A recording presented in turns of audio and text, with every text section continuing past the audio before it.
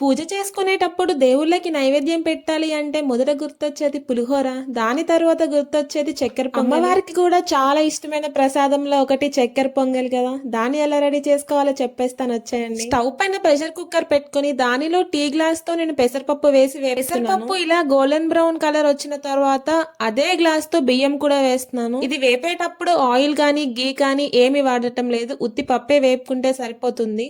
కొంతమంది రెండింటిని సపరేట్ గా వేపుతారు, అలా అవసరం ఏమీ లేదు. పెసరపప్పు వేగడానికి టైం పడుతుంది కాబట్టి ముందు అది కొంచెం వేగిన తర్వాత బియ్యం వేసుకుంటే సరిపోతుంది. ఈ పెసరపప్పు బియ్యాన్ని వాష్ చేయాల్సిన అవసరం లేదు, ముందు వాష్ చేస్తే మళ్ళీ అది వేగడానికి చాలా టైమే పట్టేస్తుంది.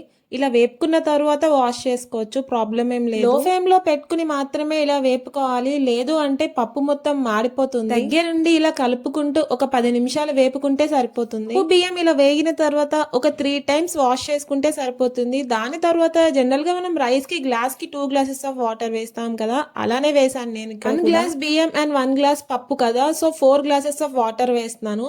కొంతమంది ఎక్కువ వాటర్ వేస్తారు, అలా అయితే మరి మెత్తగా అయిపోతుంది. వాటర్ వేసుకున్న తర్వాత కొంచెం గీ కూడా వేస్తున్నాను. ఇలా గీ వేస్తే పొడిపొడలాడుతూ వస్తుంది రైస్ మెత్తగా అవ్వకుండా. ప్రెషర్ కుక్కర్ ఆన్ చేసిన తర్వాత ఇక్కడ బెల్లం తురుముకున్నాను. దగ్గర 150 గ్రామ్స్ ఆఫ్ బెల్లం తీసుకున్నాను. కొంచెం షుగర్ కూడా వేస్తాం కాబట్టి చూసి తీసుకోండి. బెల్లంని ఒక గిన్నెలో తీసుకుని దాంట్లో కొంచెం వాటర్ వేసి 2 టేబుల్ స్పూన్స్ ఆఫ్ షుగర్ వేస్తున్నాను. షుగర్ ఎక్కువ వేయకండి, కొంచెం ఆ టేస్ట్ రావడం కోసం జస్ట్ 2 స్పూన్స్ వేస్తున్నాను అంతే. కావాల్సినంత షుగర్ కూడా వేసిన తర్వాత బెల్లం కరిగేంత వరకు ఇలా తిప్పుతూ ఇక్కడ మనకి బెల్లం కరిగితే సరిపోతుంది, పాకం రావాల్సిన అవసరం ఏమీ లేదు. ఇక్కడ బెల్లం అండ్ షుగర్ ఇలా మెల్ట్ అయిపోయి గడ్డలు లేకుండా ఉంటే సరిపోతుంది. బెల్లం కరగడానికి టైం పడుతుంది కదా, ఈ లోపు కొన్ని మిరియాలు కొన్ని యాలకులు మిక్సీ జార్ లో తీసుకొని వేసుకుంటున్నాను. చక్కెర పొంగల్లో మెయిన్ ఇంగ్రీడియంట్ మిరియాలే కదా, ఆ మధ్యలో పంటికి తగులుతూ ఘాటుగా ఉంటే బాగుంటుంది. మిరియాలు అండ్ యాలకులు కోర్స్ గా ఇలా బ్లెండ్ చేసుకున్నాను. ఈ లోపు బెల్లం మొత్తం కరిగిపోయింది. ఈ బెల్లాన్ని స్టవ్ ఆఫ్ చేసుకొని ఇప్పుడు వడగట్టుకు. బెల్లం కరిగిన తర్వాత వడగట్టుకుంటే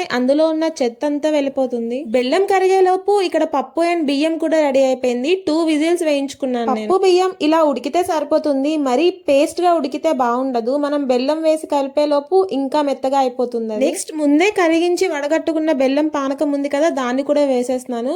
బెల్లం మొత్తం ఇలా వేసేసి ఒకసారి కదపండి. చూసారా, కదుపుతున్నప్పుడు అది ఇంకా మెత్తగా అయిపోతుంది. రైస్ కూడా మెత్తగా ఉడికించేస్తే మొత్తం పేస్ట్ అయిపోతుంది. బెల్లం పాకం కూడా మొత్తం వేసుకున్న తర్వాత ఒకసారి మొత్తం కలుపుని స్టవ్ పైన పెట్టుకోండి, సిమ్ లో పెట్టుకుని 5 మినిట్స్ సిమ్ లో ఉడికితే సరిపోతుంది. ఈ లోపు జీడిపప్పు కిస్మిస్ ఇక్కడ వేపుకున్నాను నెయ్యిలో. మిరియాలతో పాటు ఇలా కొబ్బరి కూడా చాలా ఇంపార్టెంట్ చక్కెర పొంగల్. ఈ దగ్గర కొంచెం ముదిరిన కొబ్బరికాయ ఉంటే తీసుకోండి, ఇది దేవుడికి కొట్టిన కొబ్బరికాయ ఉంది లేతది, అదే యూస్ చేస్తాను. చిన్న కొబ్బరి ముక్కను తీసుకుని ఇలా చిన్న ముక్కలుగా కట్ చేసుకుంటే సరిపోతుంది. ఈ లోపు స్టవ్ పైన పాన్ పెట్టుకుని కొంచెం గీ వేడి దేవుడికి నైవేద్యం పెట్టడానికి చేస్తున్నాను కాబట్టి ఇక్కడ ఆవు నెయ్యే యూస్ చేస్తున్నాను. నాకు ఎందుకో ప్యాకెట్ లో లేదా డబ్బాల్లో ఉండే నెయ్యి అసలు వాడాలనిపించదు, అందులో ఏం కలుపుతారేమో అనిపిస్తుంది.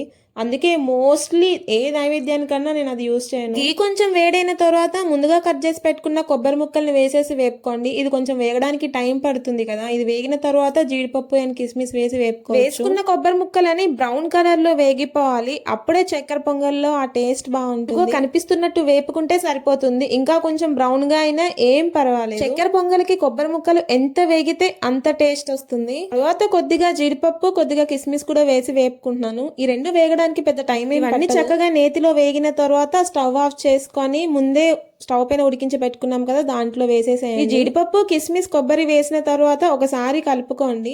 ఇందులో మీకు నచ్చినంత నెయ్యి వేసుకోవచ్చు, ఎంత నెయ్యి వేసుకుంటే అంత టేస్టీగా ఉంటుంది చక్కెర పొంగల్. నెక్స్ట్ ముందే రెడీ చేసి పెట్టుకున్న మిరియాలు ఇలాచీ పౌడర్ ఉంది కదా, అది కూడా వేసేస్తున్నాను. కొంచెం ఎక్కువనే వేసుకోండి, ఏం ప్రాబ్లం. లాస్ట్ లో చిటికెడు పచ్చకర్పూరం నలిపి వేసుకోండి, ఆ ఫ్లేవర్ బాగుంటుంది. పచ్చకర్పూరం కూడా వేసిన తర్వాత అంతా కలిసేలా ఒకసారి కలుపుకోండి, సరిపోతుంది.